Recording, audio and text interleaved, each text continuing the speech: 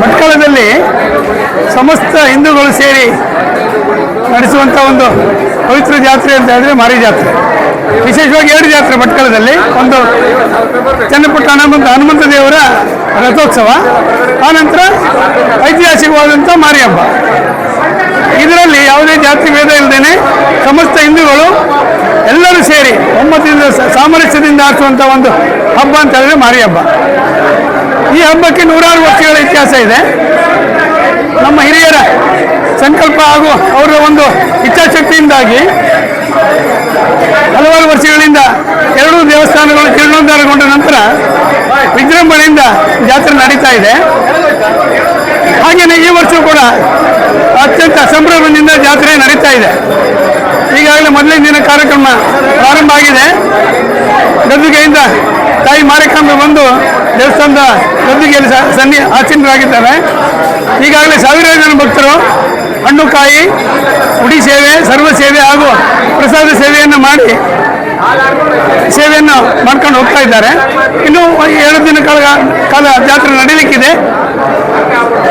ಇದು ಭಟ್ಕಳದಲ್ಲಿ ವಿಶೇಷವಾಗಿ ಅಂತ ಹೇಳಿದ್ರೆ ಎಲ್ಲ ಸಮಸ್ತ ಹಿಂದೂಗಳು ಸೇವೆ ಮಾಡುವಂಥ ಒಂದು ಜಾತ್ರೆ. ರಿಪೀಟ್ ಆಯ್ತಾ? ಇದರಲ್ಲಿ ವಿಶೇಷ ಅಂತ ಹೇಳಿದ್ರೆ ಊರಿನವರು ಮತ್ತು ಪರ ಊರಿನವರು 2 ಜನರು ಆಚರಿಸುವಂಥ ಹಬ್ಬ. ವಿಶೇಷವಾಗಿ ನಮ್ಮ ಭಟ್ಕಳ ತಾಲೂಕಿನ ಉತ್ತರ ಗಡಿಯಾದಂಥ ವೆಂಕಟಾಪುರ ಹೊಳೆ ಆಚೆಯಿಂದ ಜನರು ವಿಶೇಷವಾಗಿ ಬುಧವಾರ ದಿವಸ ಇವತ್ತು ಹಬ್ಬ ಮಾಡ್ತಾರೆ. ಹಾಗೆಯೇ ನಾಳೆ 6ನೇ ತಾರೀಕು ವೆಂಕಟಾಪುರ ಹೊಳೆಯಿಂದ ಈಚೆಯಿಂದ ಹಿಡಿದು ದಕ್ಷಿಣದಲ್ಲಿ ಗೋಟೆ ಕ್ರಾಸ್ ತನಕ ಇರುವಂಥ ಗಡಿ ಪ್ರದೇಶದವರು ಈ ಹಬ್ಬ ಮಾಡೋದು ವಾಡಿಕೆ. ಇನ್ನು ಪರ ಊರಿನವರು ಕೂಡ ಅಷ್ಟೇ ಮಾರನೇ ದಿವಸ 6ನೇ ತಾರೀಕಿಗೆ ಇಲ್ಲಿ ಬರ್ತಾರೆ. ಪೂಜೆ ಪುರಸ್ಕಾರ ಮಾಡಿಕೊಂಡು ನೆಂಟರಿಷ್ಟ ಮನೆಯಲ್ಲಿ ಊಟೋಪಚಾರ ಮಾಡ್ಕೊಂಡು ಹೋಗೋದು ಪದ್ಧತಿ. ಅದೇ ಪ್ರಕಾರ ಇದು ನಿರ್ವಿಘ್ನವಾಗಿ ಇಲ್ಲಿವರೆಗೆ ನಡ್ಕೊಂಡು ಬರ್ತಾ ಇದೆ. ಇನ್ನು ಇವತ್ತು ಮತ್ತು ನಾಳೆ ಸೇವಾ ಕಾರ್ಯಗಳು ನಡೀತಾ ಇರ್ತದೆ.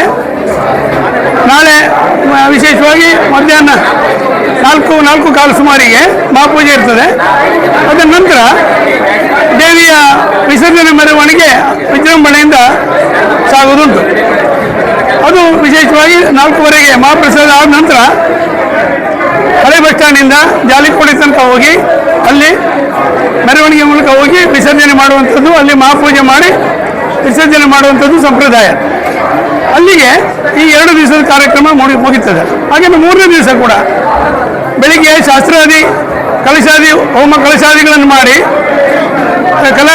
ಕಲಾವೃತ್ತಿಯನ್ನು ಮಾಡಿ ಪುನಃ ದೇವಿಯನ್ನು ದೇವಸ್ಥಾನದಲ್ಲಿ ಪ್ರತಿಷ್ಠಾಪಿಸಿ ಆಹ್ವಾನಿಸಿ ಪೂಜೆ ಪುರಸ್ಕಾರಗಳು ನಿರಂತರ ಮತ್ತೆ ನಡೆಯುವಂಥ ಪ್ರಕ್ರಿಯೆ ನಡೀತದೆ. ಹೀಗೆ ಈ 3 ದಿನ ವಿಶೇಷ ಕಾರ್ಯಕ್ರಮ ಅಂತ ಹೇಳಿದ್ರೆ ಇದು ಮಾರಿ ಹಬ್ಬ.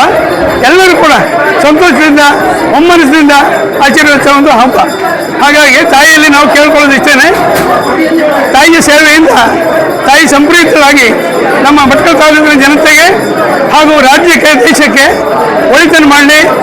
ಹಾಗೆ ಸನಾತನ ಧರ್ಮವನ್ನು ತಾಯಿ ರಕ್ಷಿಸಿ ನಮ್ಮೆಲ್ಲರನ್ನು ಕಾಪಾಡಬೇಕು ಅಂತ ದೇವಿಯಲ್ಲಿ ಪ್ರಾರ್ಥನೆ ಮಾಡ್ತಾ ನನ್ನ ಒಂದೆರಡು ಮಾತನ್ನು ಮುಗಿಸ್ತಾ ಇದ್ದೆ. ಗಣಪತಿ ಸುಬ್ಬಮನೆ, ಆಡಳಿತ ಸಮಿತಿ ಸದಸ್ಯರು.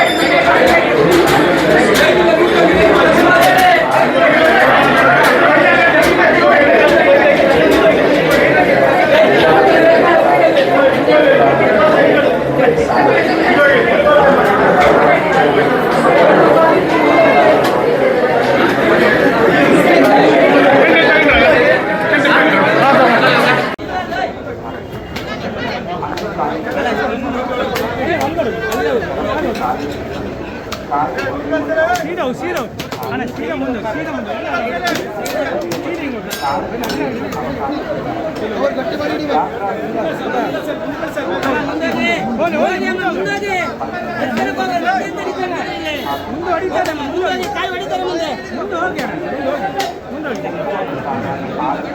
ಮುಂದೆ ಹೋಗಿ